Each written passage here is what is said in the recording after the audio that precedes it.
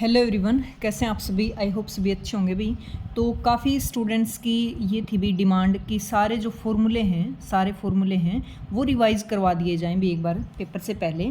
तो सारे फार्मूले, इंपॉर्टेंट फार्मूले और कैसे क्या अप्रोच रखने हैं, क्या क्या क्वेश्चंस आए हुए हैं, उन फार्मूलों पे कितनी बार रिपीट हो रही है, सब कुछ करेंगे डिटेल से। तो पेपर से पहले इस वीडियो को ज़रूर सुन जाना भाई, ज़रूर एक बार इसको ध्यान से समझ जाना, क्योंकि बहुत स्कोरिंग रहने वाले हैं। फार्मूले भी याद रहेंगे और कुछ शॉर्ट जो क्वेश्चंस आते हैं वो भी आप आसानी से सोल्व कर सकते हो। तो करते हैं भी शुरू।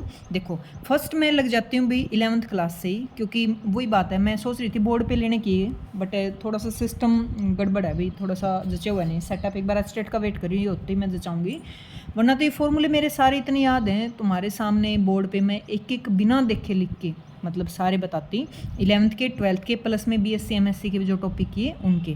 ठीक है, तो कोई फॉर्मूले में थोड़ा सा प्लस माइनस हो जाए तो इग्नोर कर देना भाई, ठीक है, हाईलाइट मत करना इस बात को। वैसे तो मैं करूँगी नहीं, गड़बड़ याद है मेरे, फिर भी वो लिख रही हूँ, लिखते टाइम हो सकता है मैं सोच रही हूँ, बोल रही हूँ कुछ और बोल रही हूँ प्लस और लिख जाऊँ माइनस, तो थोड़ी सी ध्यान रखना इस चीज़ का। सारे सही करवाऊंगी वैसे, टेंशन मत लो। तो 11th क्लास से शुरू करूँगी भाई। क्यों कर रही हूँ मैं, यूनिट वाइज ले लेंगे ताकि मुझे भी टॉपिक याद है भाई, इस यूनिट में ये यूनिट है, इसमें ये टॉपिक है, यहाँ से क्वेश्चन बन रहा है, ये फॉर्मूले उसमें। तो कोई फॉर्मूला ऐसा ना हो कि इंपॉर्टेंट हो, शॉर्ट और वो छूट जाए आपका। ठीक है, तो शुरू करते हैं बिना टाइम वेस्ट के 11th क्लास से। तो 11th क्लास की जो फर्स्ट यूनिट है ना, फर्स्ट यूनिट है, दिखने में छोटी सी है, मोस्ट इंपॉर्टेंट यूनिट है भाई, मोस्ट इंपॉर्टेंट। कैसे, इसमें क्वेश्चन बनता है यूनिट से भी आएगा, डायमेंशंस फॉर्मूला से भी आएगा, ठीक है, और इसमें सिग्निफिकेंट जो फिगर होती है वहाँ से भी आएगा और एरर से भी आएगा भाई। मतलब चारों से क्वेश्चन आते हैं भी, 4 क्वेश्चन, और छोटी सी यूनिट है। तो बड़े ध्यान से पहले यही कर लेते हैं, क्योंकि मकसद ये नहीं कि हमें क्या क्या कहाँ से करना, मकसद है हमें मैक्सिमम स्कोर लेना भाई, कहीं से लो, कैसे भी क्वेश्चन को सोल्व करो। तो देखो, पिछली बार यूनिट का आया हुआ था, पिछली बार ऐसे दो यूनिट दे रखी थी 4 ऑप्शन में, इनमें से कौन सी डिफरेंट है। तो क्या करना है, डायमेंशंस फॉर्मूला पूछे, यूनिट पूछे, डायमेंशंस फॉर्मूला पूछे तो आपको उसका पहले फॉर्मूला पता होना चाहिए भाई। कैसे, कुछ इंपॉर्टेंट डायमेंशंस फॉर्मूला जो अक्सर एग्जाम में आते हैं वो मैं बता देती हूँ भाई। देखो, एक पूछा जाता है स्पेसिफिक ग्रेविटी का। स्पेसिफिक ग्रेविटी क्या होता है, density of any object divided by density of water at 4 degree Celsius. ऊपर भी डेंसिटी नीचे भी, कट के इसका कोई भी यूनिट नहीं होता, नो यूनिट। ध्यान रखना, बहुत बार एग्जाम में आता है स्पेसिफिक जो ग्रेविटी होता है उसकी कोई भी यूनिट नहीं होती। ठीक है, कोई भी तुम्हें नंबर मिल जाए, कोई भी नंबर मिल जाए, जैसे कि मैं बात करूं जिसके आगे नंबर लिखा हुआ, जैसे कि अवोगाड्रो नंबर, रिनोल्ड नंबर, उसका जिसके आगे नंबर दिख जाए ना, उसका कोई डायमेंशन फॉर्मूला यूनिट नहीं होता भाई। ठीक है, ट्रिग्नोमेट्री फंक्शन है, जैसे साइन है, कोस है, टेन है, कोट है, सेकेंड है, कोसिक, कोई भी इनका डायमेंशन फॉर्मूला नहीं होता। रिफ्रैक्टिव इंडेक्स है, कोई डायमेंशन फॉर्मूला नहीं होता। तो पहले मैं वो बता रही हूँ जिनका डायमेंशन फॉर्मूला नहीं होता, दिखने में बहुत बड़े होंगे, जैसे Avogadro number, Reynold number, number दिख गया नहीं होता, 1 2 3 4 ये नंबर दिख गया नहीं होता डायमेंशन, पाई दिख गई, ठीक है, एंगल दिख गया, तो इनका कोई भी डायमेंशन फॉर्मूला नहीं होता। ठीक है, ये आ गया तो पेपर में। दूसरी बात, अब आ जाओ कुछ मोस्ट इंपॉर्टेंट हैं जो हर बार एग्जाम में आते हैं भी, वो मैं थोड़ा सा रिवाइज करवाती हूँ। स्पेसिफिक ग्रेविटी का मैंने बता दिया, बहुत बार पूछा जाता, नहीं होता इसका। ठीक है, इंपल्स का पूछा जाता है भी बहुत बार। तो इंपल्स होता है फोर्स इंटू टाइम, फोर्स का तुम्हें पता है, टाइम का पता निकाल लेना। ठीक है, इंपल्स फॉर्मूला पता होगा तो डायमेंशन फॉर्मूला आराम से निकाल सकते हो। ठीक है, दूसरा प्रेशर का, हाँ एक इंपॉर्टेंट ये बात बता देती हूँ भाई, किसी भी टाइप की एनर्जी है, काइनेटिक एनर्जी है, पोटेंशियल एनर्जी है, साउंड एनर्जी है, सरफेस एनर्जी है, एनर्जी नाम दिख गया ना तो सभी एनर्जी का डायमेंशन फॉर्मूला सेम होता है। वेलोसिटी नाम दिख गया तो चाहे वो एस्केप वेलोसिटी हो, चाहे सिंगल वेलोसिटी हो, चाहे टर्मिनल वेलोसिटी हो, अगर उसके आगे वेलोसिटी लगा है तो सभी का डायमेंशन फॉर्मूला सेम होता है। ध्यान रखना, कई पेपर में बैठ के और अपने सर पकड़ के मतलब वो लग जाओ कि अरे ये तो एस्केप स्पीड का पूछ लिया, मेरे तो थोड़ा थोड़ा ध्यान आ रहा है इसका क्या था फॉर्मूला, क्या था, याद करते रहो भी, फॉर्मूला याद ही ना आए। ध्यान रखना, किसी टाइप की वेलोसिटी हो, टर्मिनल वेलोसिटी, अरे हमें तो फॉर्मूला ही नहीं पता, हम कहाँ से निकालेंगे, वेलोसिटी है ना वो सेम होता है, कोई भी वेलोसिटी। हाँ बस ध्यान रखना, एंगुलर वेलोसिटी का कंसेप्ट अलग होता है भाई। एंगुलर वेलोसिटी ये सब लीनियर में आते हैं, एंगुलर वेलोसिटी का फिर अलग हो जाएगा, ओमेगा से रिप्रेजेंट करते हैं ना, वी आर होता है ये। तो लीनियर वेलोसिटी का आर फैक्टर मतलब लेंथ, एक लेंथ और जुड़ जाएगा। तो एंगुलर वेलोसिटी का इनके सेम मत कर देना। ठीक है, लीनियर वेलोसिटी में टर्मिनल वेलोसिटी, जैसे मैंने बताया एस्केप वेलोसिटी, लीनियर वेलोसिटी, सबका जिसके आगे वेलोसिटी लग गया सबका डायमेंशन फॉर्मूला सेम होता है। ठीक है, सब एनर्जी का सेम होता है। अब बात करें जैसे फोर्स है, फोर्स, बात करें कि थ्रस्ट, बात करें टेंशन, ये सब टाइप के फोर्स हैं। यही पूछ रखा था स्टैटिक में पिछले में कि एक साइड फोर्स दे दिया, एक साइड टेंशन दे दिया, और ये पूछ रखा था कि इनमें से किस पेयर का डायमेंशन फॉर्मूला सेम नहीं है। तो फोर्स का और टेंशन का तो सेम होता है, तो मैच हो गई, ठीक है, तीनों का फोर्स के इक्वल होता है भाई। और कुछ important, coefficient of elasticity, velocity gradient, ठीक है, प्लांक कांस्टेंट एच होता है, जो कहाँ से निकलता है, H is equal to H nu, यहाँ से निकाल लेना, ठीक है। अवोगाड्रो नंबर वगैरह का तो होता ही नहीं। सरफेस एनर्जी के इक्वल होता है, सरफेस टेंशन, सरफेस टेंशन, ठीक है, सरफेस टेंशन होता है T force per unit length, तो इसका बहुत बार पूछते हैं भी, ठीक है। और ये नहीं होता क्या, सेल्फ इंडक्टेंस, म्यूचुअल इंडक्टेंस, तो इनका फॉर्मूला कहाँ से आता है, इनका फॉर्मूला एल और मतलब ई इक्वल टू नहीं होता D L by D T, इससे, तो इससे निकाल लेना भाई। ई का तुम पता होगा, इसको इधर ले जाओ, इसको इधर ले जाओ, ठीक है। और इस तरह के कुछ इंपॉर्टेंट है। अभी स्टीफन कांस्टेंट का आ जाए तो ई कहाँ से आया था, E equal to sigma T की पावर 4, यहाँ से आया था भी स्टीफन कांस्टेंट है। तो कुछ डायमेंशंस फॉर्मूले ऐसे हैं वो जो बार बार आते हैं भाई, बार बार आते हैं, तो वो ज़रूर एक बार रिवाइज करके जाना भाई, ठीक है। और तो मेरे हिसाब से इनमें तो मैंने इंपॉर्टेंट बता ही दिया।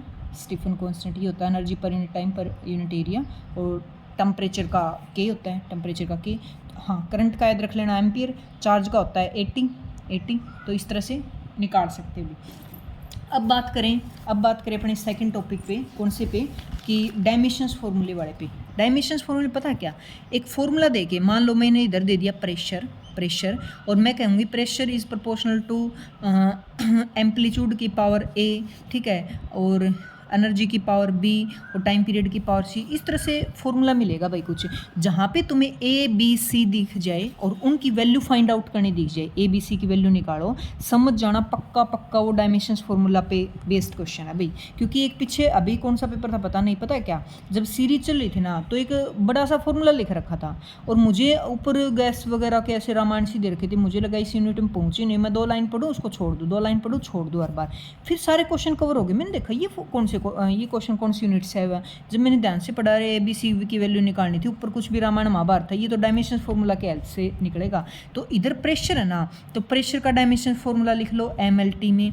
इधर जैसे एम्पलीट्यूड क्या होती है, लेंथ, तो लेंथ की पावर ए होगी। एनर्जी का डायमेंशन फॉर्मूला लिखो B, टाइम T का फॉर्मूला C लिखो। यहाँ फिर ये कंबाइन कर लो, बेस सेम हो तो पावर जुड़ जाती है, MLT में ही बना लो ये, और फिर कर लो इनके M से M वाली पावर कंपेयर, C से C की पावर कंपेयर, T से T की पावर कंपेयर, तो उस कंपैरिजन से तुम्हें ए बी की वैल्यू आ जाएगी। 100% क्वेश्चन आता है भी, ध्यान रखना, ये ए बी सी पावर जहाँ दिख जाए और उनकी वैल्यू निकालनी आ जाए, समझ जाना वो डायमेंशंस फॉर्मूले वाले से ए बी से कंपैरिजन करके निकालते हैं। यहाँ मिलेगा, यहाँ पावर है बताएगा, ये पावर है, ये एनर्जी है, ये एम्पलीट्यूड है, ये टाइम है, इस तरह से मेंशन करेगा, उसका डायमेंशंस फॉर्मूला लिखो, पावर ए बी सी लिखो, कंपेयर करो, इनफ, बात खत्म, ठीक है। तो यहाँ से क्वेश्चन आता है भाई।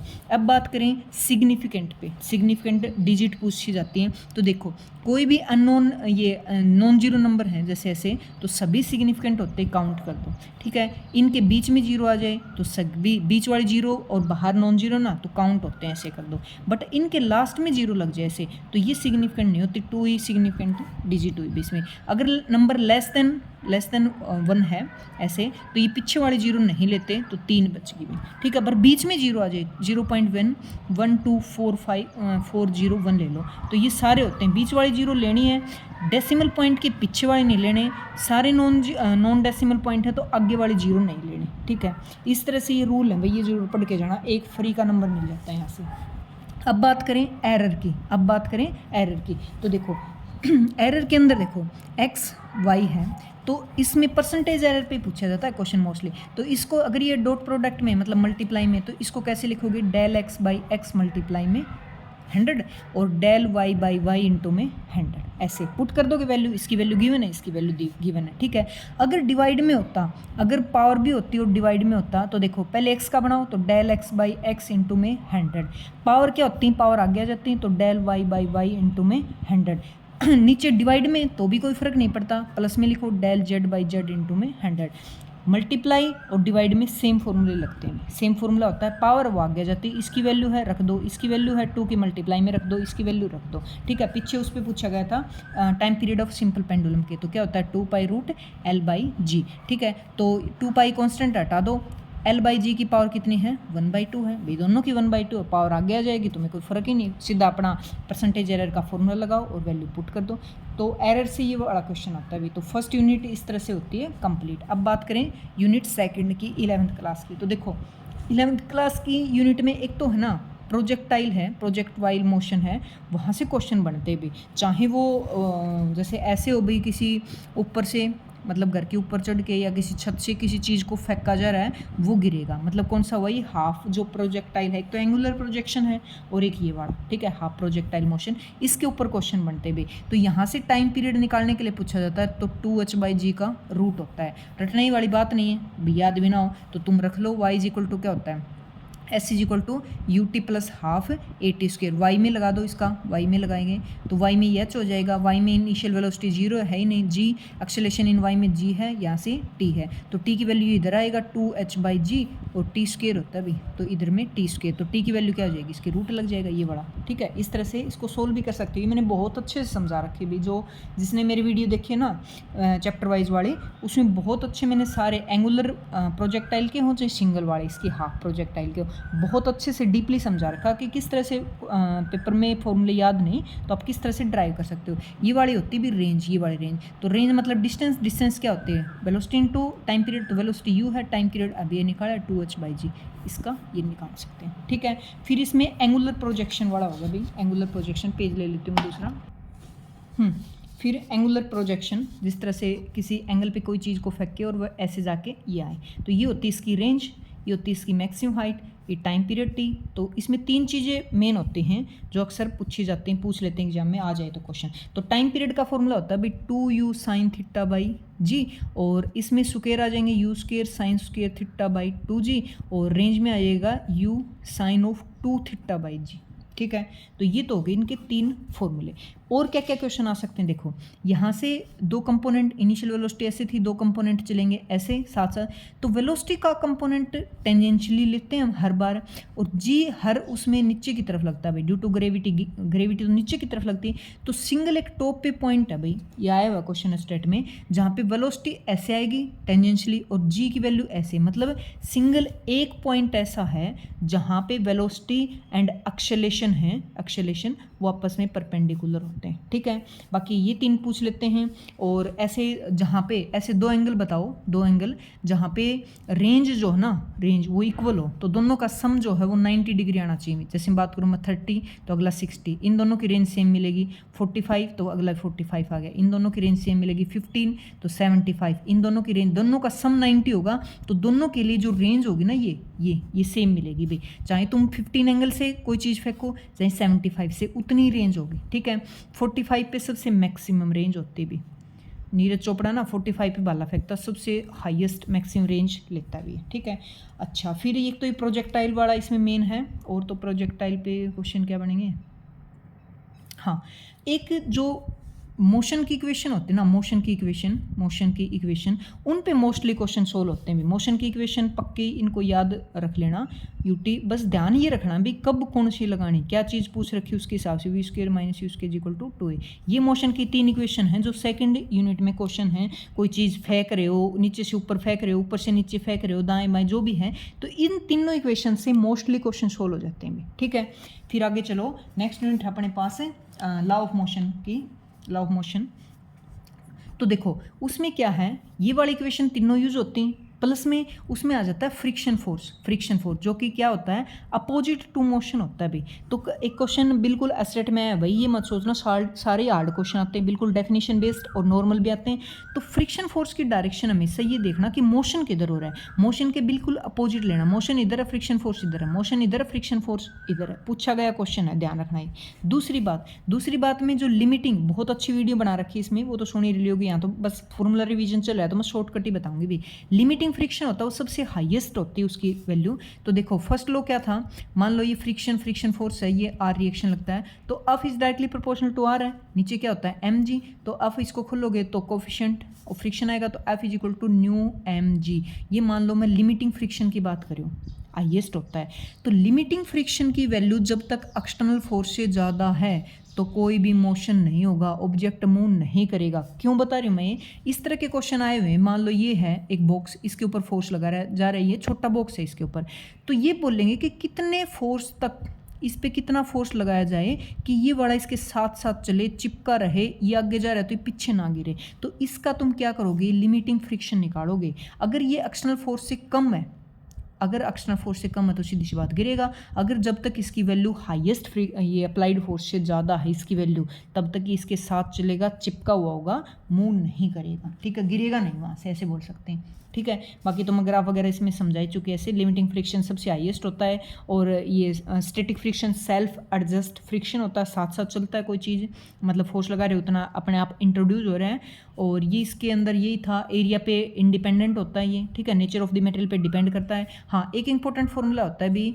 ए इज इक्वल टू होता है न्यू जी, या फिर बात करें nu is equal to a by g. कब आया ये? मान ले कोई रफ सरफेस है, उसके ऊपर चीज़ को मूव करवाया जा रहा है, इसका कोफिशिएंट ऑफ प्रोवाइड कर दे तुम्हें, जो कि लेस देन 1 होता है। अगर जहाँ पे कोफिशिएंट दे दे तो मोशन की इक्वेशन लगाओ, वहाँ जी की जगह, वहाँ एक्सेलेरेशन ए की जगह न्यू जी रखना पड़ेगा। ये क्वेश्चन भी बहुत बार आ लिया भाई, वहाँ एक ही जगह क्या रख दोगे? न्यू जी, क्योंकि न्यू एंगल दे रखा है, सीधी सी बात, उसका रोल है वो इसको अपोज करे इसके रिलेटिव मोशन को। तो नेक्स्ट देखिए, हाँ, इसके अंदर एक और टॉपिक है भाई, इसी में आते हैं सेंटीपिटल फोर्स वगैरह। तो सेंटीपिटल फोर्स क्या होता है? M V square by R, ठीक है, M V square bar R. तो एस्टेट में क्वेश्चन आया भाई सेंटीपिटल ये एक्सेलेरेशन का, तो फोर्स क्या होता है? एम ए, तो ए को कंपेरिजन करोगे, ए की वैल्यू आ गई, तो सेंटीपिटल एक्सेलेरेशन होता है भी वी स्क्वायर बाई आर, और वी की वैल्यू क्या होती है? ओमेगा की वैल्यू होती है वी आर, तो ये वाली वैल्यू वी की जगह ओमेगा बाई आर इसमें पुट करोगे, उल्टा तो नहीं लिखती मैंने, omega is equal to we is equal to omega r, या omega is equal to v are,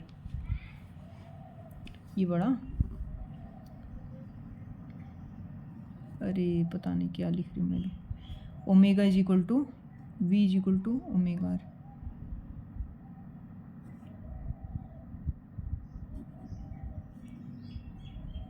ऐसे होता है, लीनियर के साथ लगते हैं, तो ये ऐसे सही है। तो देखो इसका क्या करोगे? वी स्क्वायर करोगे, ओमेगा की फॉर्म में इसको लेके आओगे, तो क्या होगा?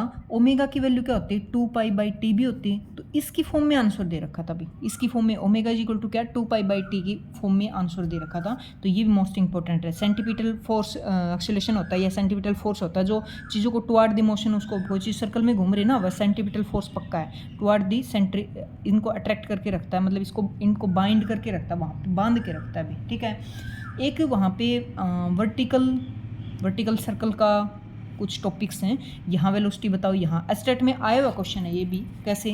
देखो यहाँ वेलोसिटी होती है वो तो होती है 5r g, आर रेडियस है, जी ग्रेविटी है, और यहाँ जो वेलोसिटी होती है वो कम होती है, टॉप पॉइंट ले लो, ये बॉटम वाला ले लो, क्या होती है?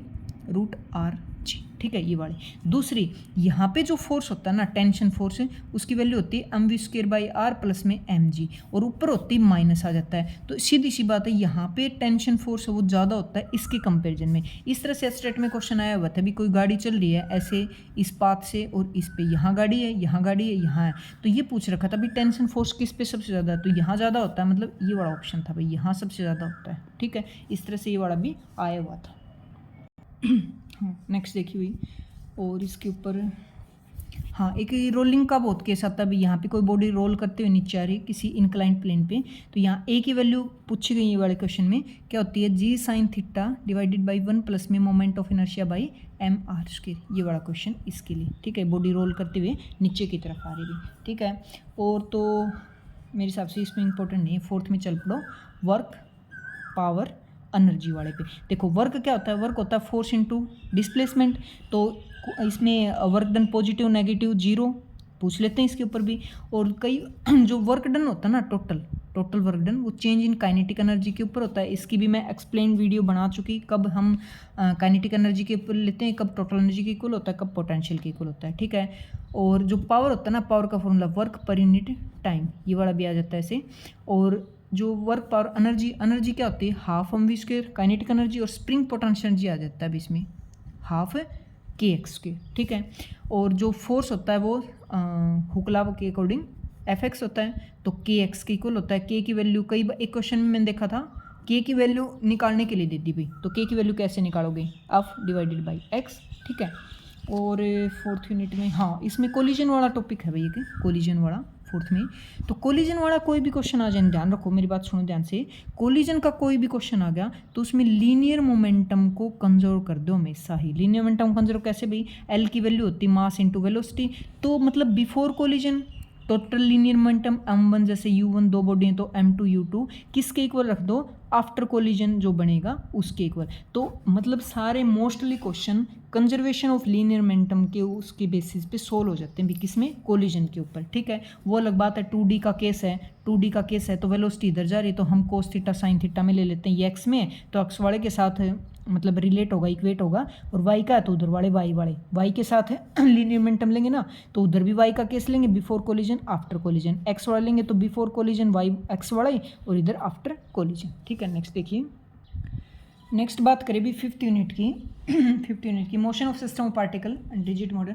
उसमें मेन तो मतलब मेन की बात करें वो तो 2 ही क्वेश्चन बनते हैं भी, सेंटर ऑफ मास पे और मोमेंट ऑफ इनर्शिया पे, मोमेंट ऑफ इनर्शिया पे। तो सेंटर ऑफ मास का फॉर्मूला होता है भी summation of m i r i divided by summation of m i, ठीक है। एक्स एक्सिस के अबाउट लोगे तो ये बन जाएगा m1 x1 plus m2 x2 चलता रहेगा और divided by m1 plus m2 plus इस तरह से, ठीक है। बट एग्जाम में क्वेश्चन कैसे घुमाए जाते हैं बता देती हूँ। यहाँ एग्जाम में मास ना दे के डेंसिटी दी होती भाई, मान लो उसने लीनियर डेंसिटी दे दी लैम्डा, ठीक है, जिसका फॉर्मूला होता है मास पर इंटू लेंथ, तो मास हो जाएगा लैम्डा इंटू में एल, ये वाला। अगर डीएम निकालोगे तो लैम्डा इंटू में डीएक्स से इस तरह से लिमिट रख के पहले मास निकालो, नीचे वाला रख दो, ऊपर क्या रखोगे, ये वाला एम आर भी साथ लेना ना, मतलब एक्स भी साथ लेना है तो मास की जगह तो ये वाला तो नीचे रख दोगे, ऊपर मास वाला भी रखोगे और एक्स की वैल्यू भी रखोगे क्योंकि एक्स तो साथ चला ऊपर तो, ठीक है। तो ये मोस्ट इंपॉर्टेंट है अभी, बहुत बार क्वेश्चन आते हैं इसके ऊपर भी।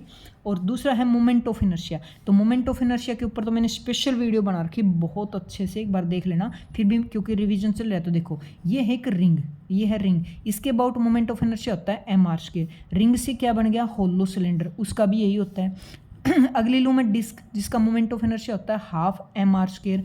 अगला मैं डिस्क से क्या बना दिया मैंने, सॉलिड सिलेंडर, उसका भी यही होता है, ठीक है। स्फीयर का केस में होलो स्फीयर के 2/3 एम आर स्क्वायर। सॉलिड की बात करूँ 2/5 एम आर स्क्वायर। 2 इसमें इक्वेशन होती हैं, 2 इसमें थ्योरम होती है। इक्वेशन तो क्या, पैरेलल थ्योरम, परपेंडिकुलर थ्योरम। तो पैरेलल थ्योरम ने बताया था जो सेंटर ऑफ मास से है और उसके पैरेलल कोई है इसकी निकालें तो इस वाले मोमेंट ऑफ इनर्शिया में एम आर स्क्वायर जोड़ दो। परपेंडिकुलर ने ये बताया था कि ऐसे 2 प्लेन में हैं उनका सम मोमेंट ऑफ इनर्शिया जो उनके परपेंडिकुलर प्लेन के उसके इक्वल होगा भाई। लगता कैसे है, लगता ऐसे जैसे ये हमारी कोई डिस्क है या फिर रिंग ले लो, रिंग के अबाउट ऐसे खड़ी लाइन है ये परपेंडिकुलर टू द प्लेन, इसके अबाउट हमने निकाला एम आर स्क्वायर होता है। और ये खड़ी लाइन है, इसकी खड़ी लाइन ऐसे इसके अबाउट निकालना हो तो ये लाइन और ये लाइन क्या आपस में पैरेलल है, पैरेलल में तो एम आर स्क्वायर तो इसका हो गया, इसकी डिस्टेंस रेडियस आर है तो इसमें एक एम आर और जुड़ जाएगा। मान लो कि ये बड़ी डिस्क है तो ये इसका डायमीटर के अबाउट मैंने कोई ये टेंजेंट है इसके अबाउट यहाँ का पूछना है तो डायमीटर का निकालो। डायमीटर का क्या होता है 1/2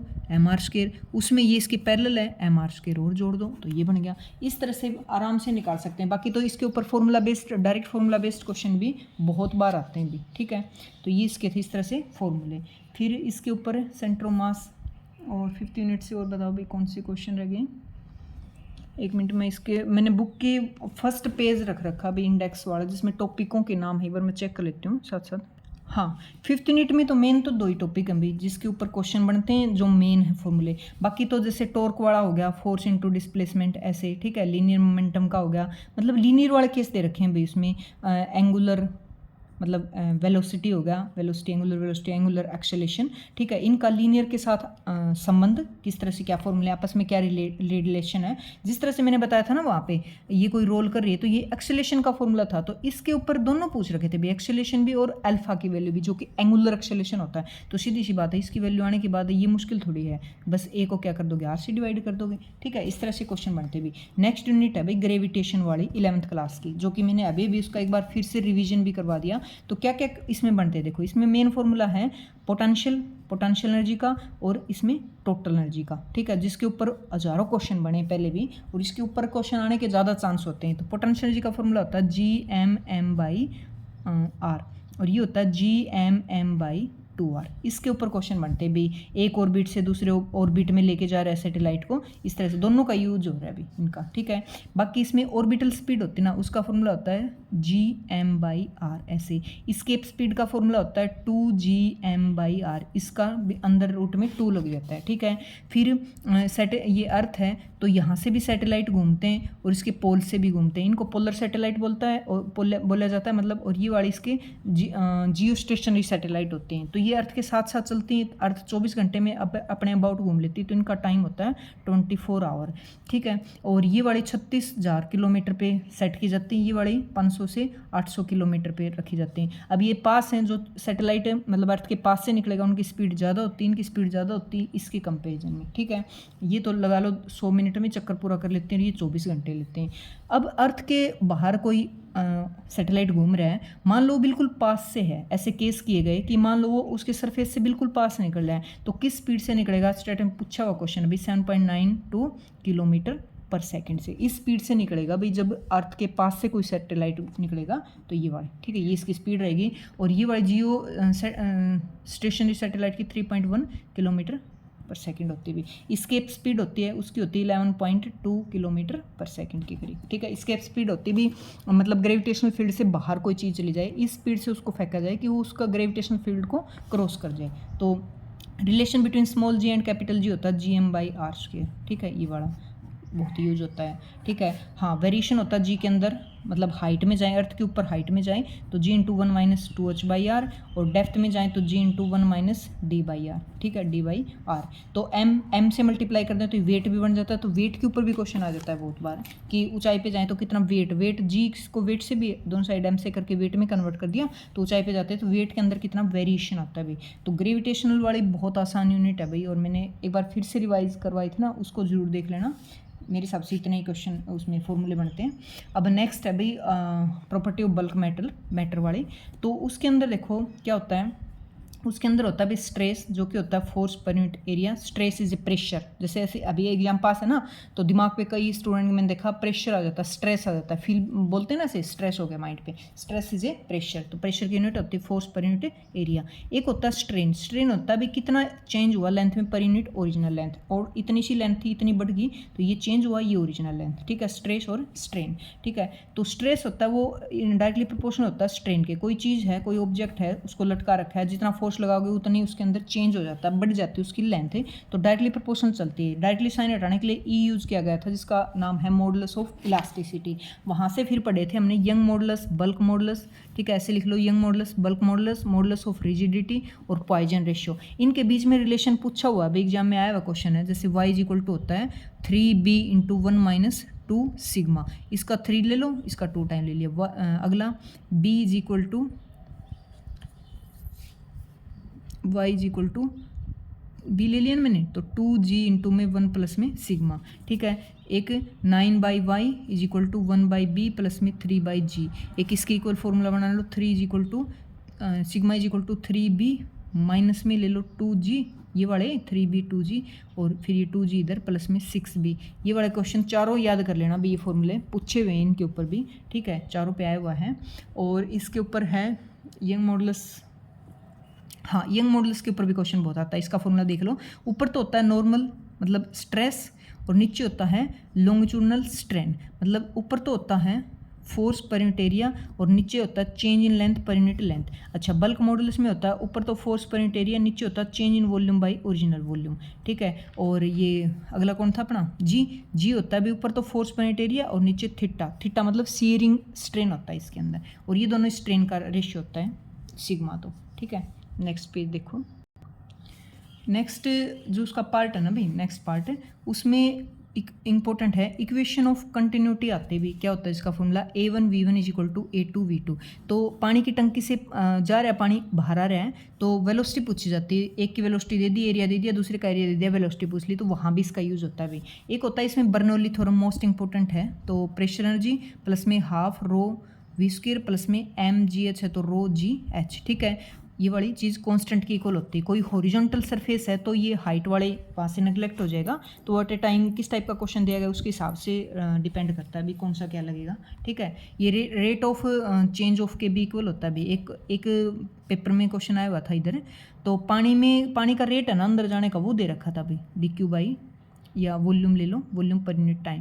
तो इसको वॉल्यूम, ये वेलोसिटी है ना, वॉल्यूम की फॉर्म में देखो, एरिया है, ये एरिया है, V वेलोसिटी है। अगर मेरे को एरिया को वॉल्यूम बनाना है, ये V वेलोसिटी है, छोटा ले लो एरिया में, तो इसको एक डायमेंशन से इक्वल कर मल्टीप्लाई कर दूं और एक डायमेंशन L से मल्टीप्लाई L से डिवाइड कर दूं, तो ये क्या बन गया, वॉल्यूम बन गया, ठीक है। वेलोसिटी पर यूनिट टाइम क्या बन गया, टाइम क्या, velocity per unit length time है, तो पर यूनिट टाइम, तो वॉल्यूम पर सेकंड दे रखा था अब इसमें, पर सेकंड, वॉल्यूम पर सेकंड कितना पानी एंटर कर रहा है। तो ये वाली चीज़ अब A2V2 की इक्वल रख दी थी, ठीक है। इस तरह से भी रिलेशन तो आपस में जब प्रैक्टिस है ना आप आराम से बना सकते हो। तो ये बर्नौली थ्योरम थी, इक्वेशन ऑफ कंटिन्यूटी, और बर्नौली थ्योरम पे एक उसके ऊपर भी मैग्नेस इफेक्ट के ऊपर भी क्वेश्चन आया हुआ है, स्पिनिंग बॉल से रिलेटेड है। घूमती हुई बॉल जाती है ना, तो जहाँ वेलोसिटी ज़्यादा होगी वहाँ प्रेशर कम होता है भाई। अब ये घूम रही है, एक साइड तो हवा के पार्टिकल के साथ चल रही है, एक साइड दूर चल रही है, एक साइड वेलोसिटी कम है, एक साइड ज़्यादा है, तो ऊपर प्रेशर ज़्यादा हो गया, नीचे कम हो गया। Pressure high pressure to low इसको मूव करवाएगा, तो बॉल नीचे की तरफ आती है, जोफड़ी उड़ जाती है ना। तो जब बहुत तेज़ हवा चलती है तो ऊपर तेज़ हवा, वेलोसिटी बहुत हाई है, प्रेशर कम हो जाता है, अंदर प्रेशर क्या ज़्यादा है, तो हाई प्रेशर टू लो इसको ऐसे इसको फेंकेगा तो इसकी जोफड़ी उड़ जाती है, बहुत तेज़ हवा हो। तो इस टाइप से बहुत क्वेश्चन बनते हैं भी इसके ऊपर, ठीक है। और इसके ऊपर क्या क्वेश्चन आया था, हाँ, एक पानी की टंकी है, उसको क्या बोलते हैं, टोरिशिल इक्वेशन, टोरिशिल थ्योरम बोलते हैं इसको।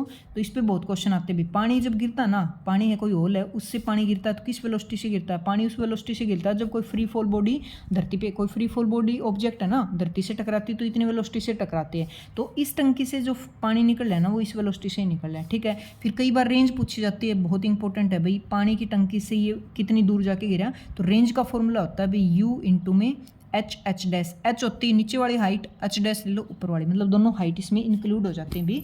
और इसमें यहाँ पे 2 होता है भी, 2 रूट ऑफ H डैश, एक बार देख लेना 2 ही होता है शायद, है ना,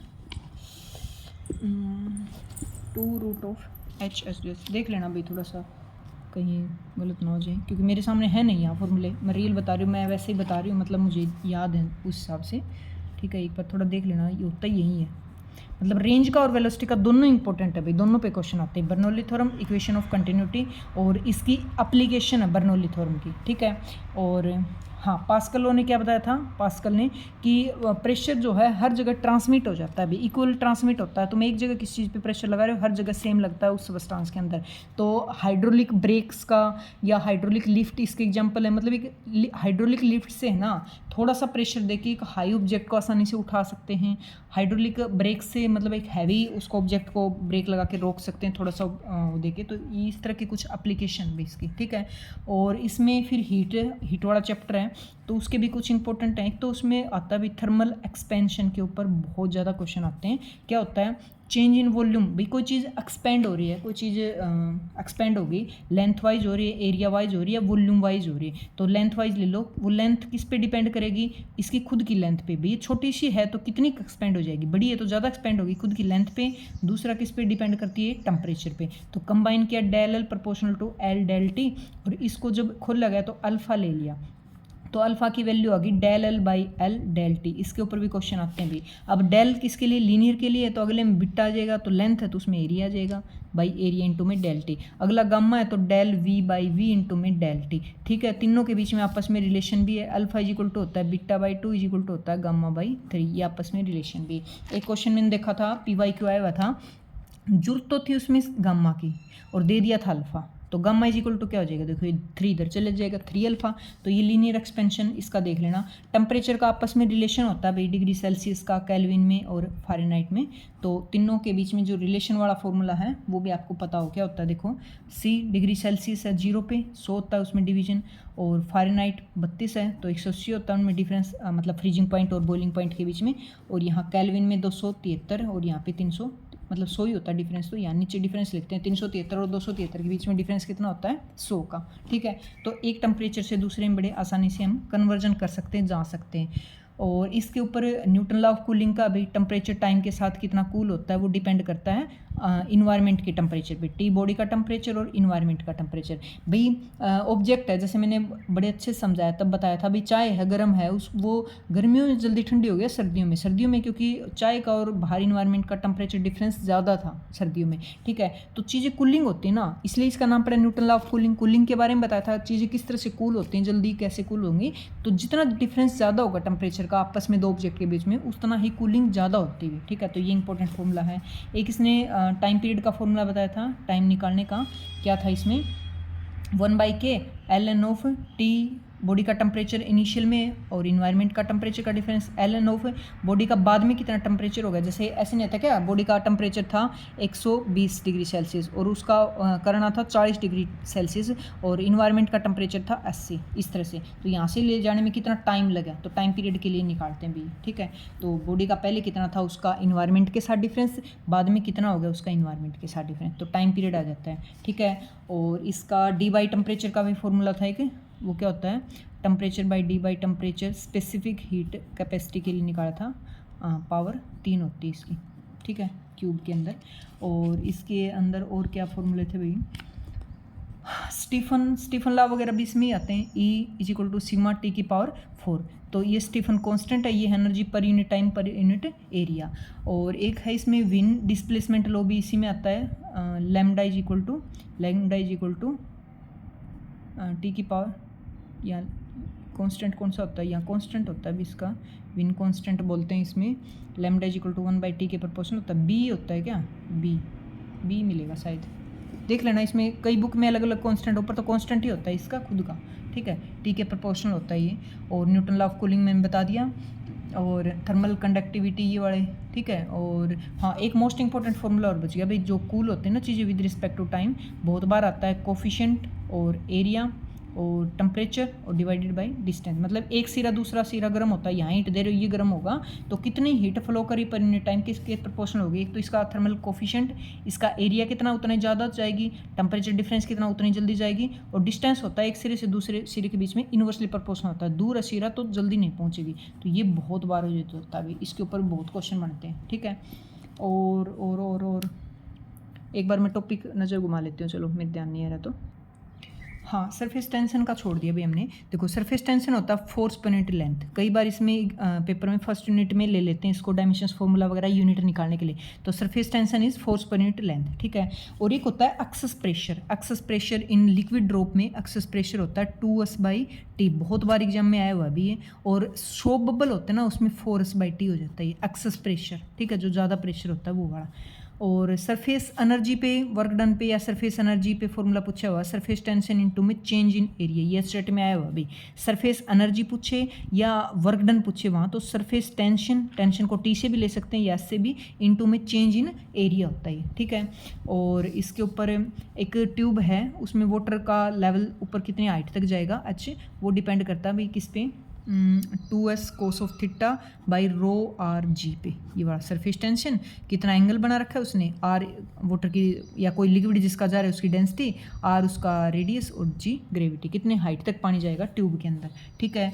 और एक्सेस प्रेशर हो गया और सरफेस टेंशन हो गया लिक्विड। हाँ, एक वो भी पीछे रह गया, अभी पिछले यूनिट में ही था, वो तो बहुत मोस्ट इंपॉर्टेंट है, क्या था, बायोंसी फोर्स वाला। हाँ, कोई ऑब्जेक्ट है पानी में गिर रहा है, तो देखो पानी में कहीं भी तैर रहा है, यहाँ तैर रहा है, यहाँ तैर रहा है, भी आधा अंदर आधा बाहर है, या पूरी तरह से डूबा हुआ है, तो तैरने की एक ही कंडीशन होती भी, अगर जहाँ तैर रहा है, जहाँ रुका हुआ चाहिए वो आधा डूब के रुका हुआ आधा बाहर है ना, मतलब रुका हुआ है, तो जहाँ भी तैर रहा है ना वहाँ बॉडी का जो वेट होता है, ध्यान दो, बॉडी का वेट किसके इक्वल होता है, डिस्प्लेस्ड वाटर के वेट के इक्वल। भाई जितना पानी डिस्प्लेस किया, अब देखो पूरी अंदर आ गई ना, तो पूरी बॉडी का वेट इक्वल टू रख दो, पानी पूरा इस पूरी अंदर आ गई तो पूरे अपने खुद की शेप जितनी है उतना पानी डिस्प्लेस कर दिया, तो पूरे का डिस्प्लेस वाटर रख दो इसके इक्वल, ठीक है। ये कंडीशन होती है मस्ट, यहीं से क्वेश्चन बनते भी। आधा बाहर है ना, तो बॉडी का तो पूरा वेट लगता है, बॉडी का तो पूरा वेट लगेगा, बॉडी का तो डाउनवर्ड पूरा वेट है, और नीचे ये आधा इमर्ज इसके अंदर, तो आधा ही लगाना तुम्हें। जैसे मैं बात करूँ कि mg वेट होता है, तो m को डेंसिटी इनटू वॉल्यूम की फॉर्म में लिखो, तो ऊपर तो नीचे तो डेंसिटी इसकी खुद की ऑब्जेक्ट की, v वॉल्यूम होता है, तो मान लो 4/3 पाई r cube volume spherical form में g, और ये आधा डिस्प्लेस है ना, आधा सिग्मा ले लो इसकी डेंसिटी पानी की, और आधा अंदर है ऑब्जेक्ट, आधा अंदर, पानी को कितना किया आधा डिस्प्लेस, तो आधा ही वॉल्यूम लेना है तुम्हें 2/3 पाई आर क्यूब और आगे जी। इस तरह से समझ गए बात को। यहीं से क्वेश्चन सोल्व होगा। सारे मोस्टली क्वेश्चन फ्लोट वाले पे दे रखे हैं, तो कोई चीज़ डूबती है अगर ऊपर वाले की डेंसिटी, ऊपर वाले का वेट डेंसिटी ज़्यादा हो तो डूब जाएगी इस पानी वाले से, या कोई भी अदर लिक्विड है, इसकी डेंसिटी ज़्यादा तो ऊपर रहेगी, और आधी इमर्ज है वहीं स्टेबल है, स्टेबल है तो बॉडी का वेट, पूरा वेट किसके इक्वल होगा, जितना पानी को डिस्प्लेस किया, पूरा है तो पूरा रख देना, आधा इमर्ज है तो आधा रखना। यहाँ से बहुत क्वेश्चन बनते भी, कोई हवाई जहाज है आधी पानी में है तो हाइट पूछ लेंगे कितनी बार है, ठीक है। और बाकी भी एक बार सरफेस टेंशन का भी ऐड कर रखा था, ये मान लो ये वाटर था, इसके ऊपर सरफेस टेंशन लग रहा था, स्फेरिकल कोई चीज़ थी उसके ऊपर, तो इसमें सरफेस टेंशन का भी क्या होता है, फोर्स, सरफेस टेंशन होता है फोर्स यूनिट एरिया लेंथ, तो फोर्स हो जाएगा सरफेस टेंशन इंटू में लेंथ, लेंथ कितनी 2πr, इस तरह से सर्कमफ्रेंस उसकी, ठीक है। तो इस तरह से बस एक फॉर्मूला बेस्ड है अभी ये, पूरी का वेट इसके इक्वल होगा जितना डिस्प्लेस किया वाटर उसके इक्वल, ठीक है। नेक्स्ट यूनिट देखते हैं। नेक्स्ट अभी थर्मोडाइनामिक्स, थर्मोडाइनामिक्स जो कि सेपरेट मैंने अच्छे से करवा भी दी। तो थर्मोडायनामिक्स में जीरोथला था भी, जिसने टेम्परेचर के बारे में बताया था, शॉर्ट क्वेश्चन आ सकता है भाई, कोई दो बॉडी इक्विलिब्रियम में है और एक बॉडी बी के साथ इक्विलिब्रियम में, ए सी के साथ भी, तो बी आपस में इक्विलिब्रियम में मिलेंगी, ठीक है। और फर्स्ट लॉ दिया था इसने D U is equal to D Q is equal to D U plus D W, ध्यान रख लेना। इस फॉर्मूले के ऊपर बहुत बार क्वेश्चन आ लिए, और पता कैसे आ लिए, अगर उन्होंने क्या किया, क्यू और डब्ल्यू की इक्वेशन दे दी भाई, q is greater than zero है, डब्ल्यू इज ग्रेटर देन जीरो, तो यू भी ग्रेटर देन जीरो आएगा क्या, इस तरह का रिलेट करके बहुत क्वेश्चन है। दूसरी बात है इंटरनल एनर्जी, ये इंटरनल एनर्जी होती है, वर्क डन होता है, ये हीट जो हम उसको देते हैं लिखते हैं उससे हीट होती है, चेंज इन हीट। तो दूसरे क्वेश्चन भी बनते हैं भी इसके ऊपर। हाँ, अगर आइसोथर्मल का केस हो तो जो इंटरनल एनर्जी है ना वो जीरो होगी, क्योंकि इसके अंदर टेम्परेचर चेंज नहीं होता। अगर साइक्लिक प्रोसेस हो तो भी इंटरनल एनर्जी जीरो होती है, ठीक है। ये पक्का याद रख लेना भाई इसका first law of thermodynamics. Second law of thermodynamics क्या था, टीडीएस किसके इक्वल होता है, डीक्यू की, ये वाली, ये एंट्रोपी होता है, टेम्परेचर होता है, ये होता है, ठीक है। एफिशिएंसी कार्नोट साइकिल के लिए क्या होती है, 1 - T2/T1, ये क्वेश्चन आया हुआ है कि एफिशिएंसी टेम्परेचर पे डिपेंड करती है, नहीं करती। 100% एफिशिएंसी पॉसिबल नहीं होती हीट इंजन के लिए, रिवर्सिबल प्रोसेस है पूरा हीट इंजन। और कार्नोट साइकिल उसमें 2 आइसोथर्मल प्रोसेस होते हैं, 2 एडियाबेटिक प्रोसेस होते हैं, यहाँ से भी क्वेश्चन बन लिया, ठीक है। और रेफ्रिजरेटर वाला केस है, उसमें बिट्टा निकालते हैं कोफिशिएंट परफॉर्मेंस, यहाँ पे तो नीटा निकालते हैं, ऊपर वर्क डन होता है, नीचे Q1 हीट लो, वर्क डन होता है Q1 - Q2 divided by Q1, और बिट्टा की वैल्यू होती है Q2 ऊपर और Q1 - Q2, तो बिट्टा की वैल्यू हो जाती है 1 - नीटा बाई नीटा, दोनों के आपस में बीच में भी रिलेशन है, ठीक है। तो ये सेकेंड लॉ है, ये थर्ड लॉ हो गया, और एक जीरोथ लॉ है। और इसके ऊपर और क्वेश्चन क्या बनते हैं, एफिशिएंसी वगैरह मैंने बताई दी, 100% एफिशिएंसी पॉसिबल नहीं है भी, क्योंकि कुछ ना कुछ तो हीट रिजेक्ट करता ही है। और 2 आइसोथर्मल 2 एडियाबेटिक, हाँ वर्क डन होता है ना, वर्क डन होता है आइसोथर्मल के केस में RT ln ऑफ V2/V1, ठीक है। और 2.03023 भी लिख लेना इधर, ये तो होता है आइसोथर्मल के केस में वर्क डन। और एडियाबेटिक देखो, आइसोथर्मल होता है जहाँ टेम्परेचर कांस्टेंट हो, जहाँ टेम्परेचर चेंज ना होता हो, T कांस्टेंट हो, तो डेल T क्या होता है इसके केस में 0। एडियाबेटिक होता है भी जहाँ हीट चेंज ना हो, हीट का एक्सचेंज ना हो, तो डेल Q वहाँ क्या होता है 0। तो इसके केस में वर्क डन क्या होता है, इसके केस में वर्क डन होता है भी T2 - T1, 1 में गामा गामा गामा और R। हाँ, आइसोथर्मल की इक्वेशन होती है PV कांस्टेंट है, तो ये बहुत बार यूज होती है, 2 सिस्टम के लिए लेंगे तो P1 V1 is equal to ले लेना P2 V2, किसके केस में, आइसोथर्मल के केस में। एडियाबेटिक के केस में PV gamma is equal to 1 होता है, तो P1 V1 gamma is equal to P2 V2 gamma ले लेना, ठीक है। आइडियाबेटिक जिसमें हीट का एक्सचेंज ना हो, del Q is equal to 0 हो। आइसोकोरिक आइसोबारिक, आइसोकोरिक में वॉल्यूम कांस्टेंट, आइसोबारिक में प्रेशर कांस्टेंट, ठीक है।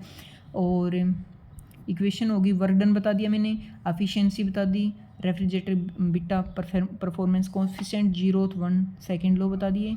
और इसमें जो आइसोथर्मल के केस में जो स्लोप होता ना, स्लोप वो होता भी PV डायग्राम होता है तो P/V माइनस का, और एडियाबेटिक के केस में माइनस का P/V गामा फैक्टर लग जाता है, ठीक है। ये भी आया हुआ क्वेश्चन है।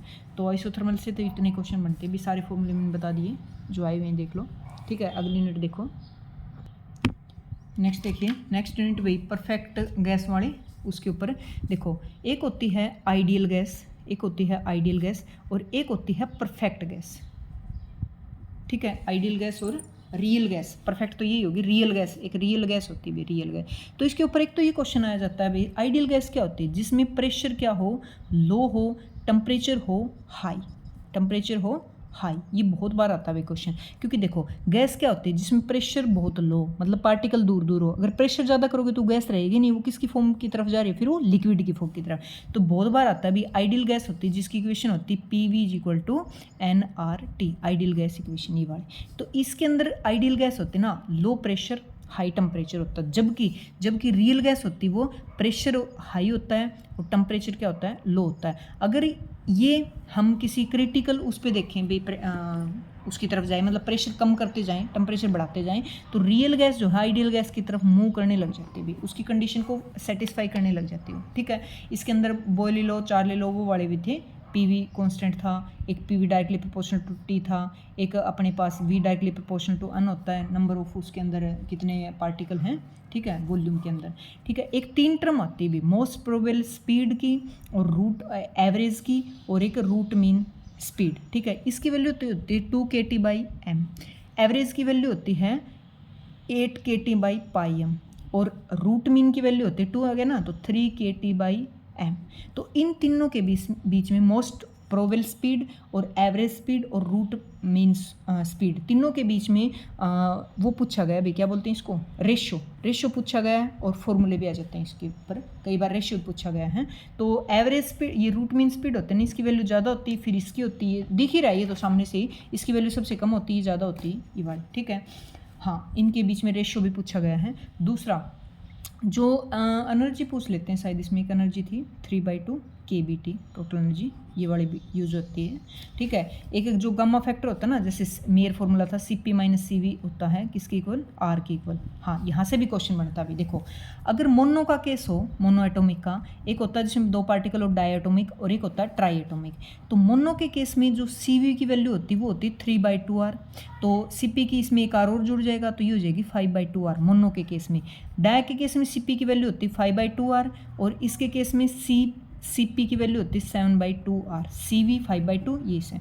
इसके केस में CV की वैल्यू होती है 3R और CP की वैल्यू होती है 4R, ट्राई के केस में 3 डायमेंशन। हाँ, गामा होता है CP/CV, इनका रेशियो CP गामा की वैल्यू CP/CV, ठीक है। तो CP ये रहा और CV, ये दोनों की वैल्यू निकाल के मोनो डाया और ट्राई के केस में इसकी वैल्यू निकाल सकते हैं भी, ठीक है। मेयर फॉर्मूला मैंने बता दिया ये। हाँ, एक और बात, CP होता ना वो dQ/dt, एक क्वेश्चन मैंने देखा था उधर STAT में आया हुआ था, Q एनर्जी की वैल्यू प्रोवाइड कर रखी थी, जिस तरह से मान लो 5/2RT इस तरह से दे रखी थी, और CP निकालना था। तो देखो पहले निकालो CV, क्या करो, CV एनर्जी की वैल्यू को टाइम के साथ डिफरेंशिएशन कर दो, तो 5/2R बन गई थी, और CP निकालने के लिए उसमें एक R और जोड़ दो। इस तरह से क्वेश्चन को सोल्व कर सकते थे। तो ये फॉर्मूला याद रख लेना, CV होती है specific heat at constant volume, CP होती है specific heat at constant pressure. दोनों का फॉर्मूला लेटेंट हीट, वो स्पेसिफिक हीट वाला फॉर्मूला याद ही होगा,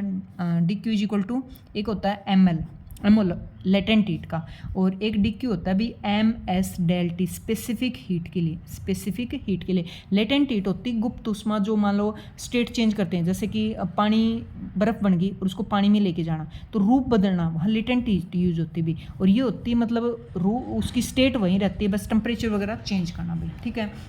गामा का फॉर्मूला ऐसे भी निकाल सकते हैं, 2 + 1 + 2/F होता है डिग्री ऑफ फ्रीडम से। ऐसे भी एक कंसेप्ट आता है भी इसमें, मास मीन फ्री पाथ का, जिसका फॉर्मूला होता है 1/2√2n πd², डी होता है डायमीटर, ये भी डायरेक्ट यूज होता है भी इसके अंदर ही, मीन फ्री पाथ, ठीक है।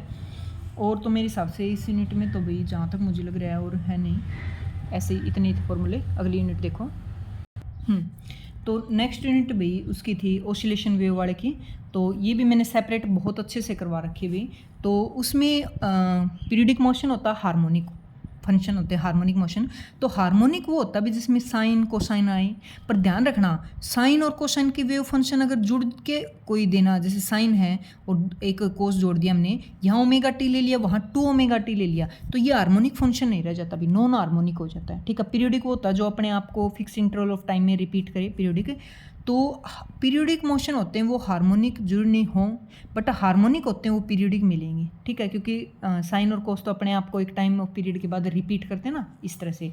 हाँ, फिर टाइम पीरियड होता है 2π रूट किसका, पेंडुलम, उसका सिंपल पेंडुलम का भी लें हम, और इसमें हार्मोनिक ऑसिलेटर का भी लें भी। तो हार्मोनिक ऑसिलेटर वाले में m/k, और उसमें पेंडुलम होता है बोब लटका के इधर इधर जाए, 2π√L/g। ये बड़ा मोस्ट इंपॉर्टेंट है, बहुत यूज होता है भाई, टाइम पीरियड 2π√L/g, यहाँ 2π√m/k, ठीक है। और इसमें था क्या, एनर्जी था, टोटल एनर्जी और पोटेंशियल एनर्जी से हाफ kx², इसको लिख सकते हैं हाफ m⍵² x²। तो कंपेरिजन करो, k की वैल्यू ये आ गई, k = m⍵², तो ओमेगा किसके इक्वल आ गया, √k/m। तो ओमेगा की वैल्यू ऐसे भी निकाल सकते हैं, k/m। और टोटल एनर्जी निकालें तो यहाँ पे एम्पलीट्यूड रख देंगे, हाफ m⍵² x² की जगह एम्पलीट्यूड a², ठीक है। ए एम्पलीट्यूड होता है कंप्लीट कितना है, टी टाइम पीरियड होता है, एक वेव ने कितना टाइम लिया, और लैम्डा पूरा चक्कर लगा ले वेवलेंथ होती है, और कितने नंबर ऑफ ऑसिलेशन के पर यूनिट टाइम वो फ्रीक्वेंसी होती है। और इसके अंदर फॉर्मूले भी एक बार टॉपिक के नाम देख लेती हूँ मैं, कोई रुक रहना जाए। हाँ, इसी में 2 टॉपिक और दिख रहे हैं नाम मेरे को, डैम्प्ड एंड अनडैम्प्ड ऑसिलेटर भाई। तो अनडैम्प्ड होता है जिसका एम्पलीट्यूड टाइम के साथ ना गिरे, उतना ही रहे, जिसके अंदर नो लॉस ना हो भाई, वो अनडैम्प्ड होता है। डैम्प्ड जिसका एम्पलीट्यूड टाइम के साथ भी कम होता जाए, जिसके अंदर लॉस होता जाए, तो डैम्प्ड कोफिशिएंट आ जाता है इसमें बी। तो इसके एम्पलीट्यूड में भी गिरावट आई, इसकी एनर्जी में। तो बहुत बार एग्जाम में क्वेश्चन आता है भाई, एम्पलीट्यूड का फॉर्मूला होता है a⁻e⁻, t/τ, ठीक है। या फिर दूसरी फॉर्म में लें तो a⁻e⁻, k की फॉर्म में लें तो kt बन जाता है एम्पलीट्यूड। एनर्जी में भी इसकी गिरावट आई तो e⁻² टाइम हो जाता है भी, तो e⁻e⁻²kT। डैम्प्ड ऑसिलेटर की बात करें मैं, डैम्प्ड ऑसिलेटर, ठीक है। और इसके अंदर भी इन्हीं पे आते हैं मोस्टली तो क्वेश्चन, क्योंकि चेंज लेंथ इसका एम्पलीट्यूड डिक्रीज हो रहा है ना टाइम के साथ, डैम्पिंग हो रही। और यहाँ पे डैम्प्ड ऑसिलेटर बी से ले लो, के से ले लो, तो मर्जी होती है, अलग अलग नोटेशन ही, ठीक है। तो इसके अंदर यही फॉर्मूले थे। और तो मुझे ये ध्यान नहीं लग रहा है इसमें है क्या, स्प्रिंग कांस्टेंट में, हाँ स्प्रिंग कांस्टेंट का मैंने बता दिया एग्जाम में आया भाई, F = क्या होता है, -kx है, तो ये स्प्रिंग कांस्टेंट है, k की वैल्यू F/x, ठीक है। और पैरेलल होते हैं ना, पैरेलल में जुड़ते हैं 2 स्प्रिंग, तो पैरेलल में जुड़ेंगे तो स्प्रिंग कांस्टेंट सीधे ऐड होते हैं भी, k1 + k2, और सीरीज में जुड़ते हैं तो 1/k की वैल्यू 1/k1 + 1/k2 ऐसे ऐड होते हैं, ठीक है। और पोटेंशियल एनर्जी का फॉर्मूला बता चुकी, हाफ m⍵² x²। और काइनेटिक एनर्जी का वैसे लिखने में तो ना, इक्वेशन सोल्व करें तो हाफ m ⍵² x² ले लो, एम्पलीट्यूड -x² लिखते हैं, ताकि वहाँ पे दिखाएगा ना कंजर्वेशन ऑफ एनर्जी भाई, x जहाँ पे 0 है वहाँ ये बचेगा, ठीक है, और जहाँ पे एम्पलीट्यूड 0 है हटा दो ये बचेगा। इस तरह से कंजर्वेशन ऑफ भाई, टोटल एनर्जी हमेशा कंजर्व रहती है उस फॉर्म के लिए, ठीक है। तो इसमें तो इतने ही लग रहे हैं मुझे। वेव वाले में चलो नेक्स्ट देखते हैं। वेव का भी मैंने बहुत अच्छे से करवाया था भाई, वेव वाला चैप्टर अभी, ठीक है, ताज़ा। तो देखो वेव का जो इक्वेशन होती है y = a sin ω_t - kx plus में फेज डिफरेंस होता है, एक होता है पाथ डिफरेंस, एक होता है फेज होता है कितने एंगल से 2 वेव आगे पीछे चले, पाथ होता है कितने आगे पीछे वैसे चल रही, मतलब लेंथ वाइज, ठीक है।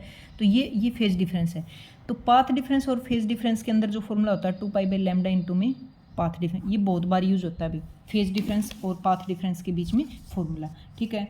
और वेव वाले से जो जहाँ से क्वेश्चन बनते हैं वो होता है भी ओपन ऑर्गन पाइप और क्लोज ऑर्गन पाइप, ठीक है। तो क्लोज मैंने बताया था मतलब उछड़ते हुए चल रहे हो तो एक छोड़ के हुआ था, तो इसके अंदर जो वेलोसिटी थी ना क्लोज वाले में, वेलोसिटी की वैल्यू थी, वेलोसिटी का अपने जो पॉइंट निकाला था, वेलोसिटी का फॉर्मूला क्या निकाला था भाई मैंने, फ्रीक्वेंसी इंटू लैम्डा लिया था क्या, अच्छा ये वाली तो पॉइंट फ्रीक्वेंसी थी देखो। और k की वैल्यू लेना, k = 2π/λ भी होता है भाई ये वाला, ठीक है।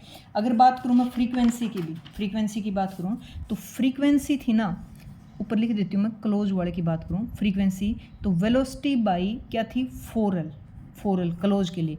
बात करूँ मैं ओपन की तो वहाँ जो फंडामेंटल या फर्स्ट फ्रीक्वेंसी थी वो V/2L थी। अब ये तो आगे सीरीज में चलिए, 2 वाली चल रही है दुगुनी हो जाएगी F से, 3 वाली चलिए तिगुनी हो जाएगी फर्स्ट से फंडामेंटल से, ये 2 टाइम चलेगी, F2 हो जाएगी 2 टाइम्स नहीं 3 टाइम्स हो जाएगी किसके, फंडामेंटल से। अब 5 टाइम हो जाएगी किससे, फंडामेंटल से। इस पे ऊपर बहुत क्वेश्चन आते हैं भी, क्लोज ऑर्गन पाइप और ओपन ऑर्गन पाइप पे, ठीक है। तो fundamental second third, fundamental second third, इस तरह से क्वेश्चन बनते हैं इसके ऊपर। नोड होते हैं ना, एंटी नोड, नोड होते हैं एंटी नोड, नोड होते हैं जहाँ पे एम्पलीट्यूड 0, एंटी नोड जहाँ पे मैक्सिमम हो, ठीक है। और इस पे क्वेश्चन क्या थे, ऑर्गन पाइप, हाँ बीट वाली हो जाती है, एक बीट फ्रीक्वेंसी पूछे तो बीट फ्रीक्वेंसी हो ना बी, तो ये फ्रीक्वेंसी दो मिलेंगी जो सुप्रीम पोज करी हुई हो, उनका माइनस करके और मैग्नीट्यूड निकाल लेते हैं, ठीक है। और लाउडनेस और उसकी वीक साउंड के बारे में बताते हैं, इंट्रोड्यूस करते हैं। बस मेरे हिसाब से इसमें तो यही थे भी, बाकी टर्म्स वगैरह थे ये बता दिया मैंने, वेव की फॉर्म फेज डिफरेंस, मेन तो ये दो ही टॉपिक थे इसमें, ठीक है। तो आज के लिए इतना ही काफ़ी भी, 11th क्लास की कंप्लीट लगाओ, 11th की पूरी होगी। अगली में 12th की करवा के साथ 12th के सारे चैप्टर हैं, और प्लस में जो BSc MSc के टॉपिक हैं हमने किए थे वो सारे उसी में इंक्लूड कर लेंगे, ठीक है। तो आज के लिए इतना ही काफ़ी है, रिवाइज कर लेना एक बार शांति से, और ठीक है भाई, बाय बाय।